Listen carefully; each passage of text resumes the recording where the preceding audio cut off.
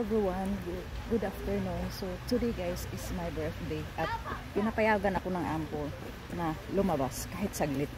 So sabi ko sa amo ko, birthday ko, kaya pinapayagan niya akong lumabas. Sabi ko mag-pictures lang ako. Ito nga, papakita ko sa inyo ibang view dito. This is so beautiful scenery here in Xixian. I don't know how to pronounce it. Xixian Garden. So, yan, maraming tao. Nahiya akong sumayaw. Guys. Sabi natin, natablan ako ng hiya. So, first time mo makaikot dito kasi usually doon lang ako. So, ngayon ko naikot dito.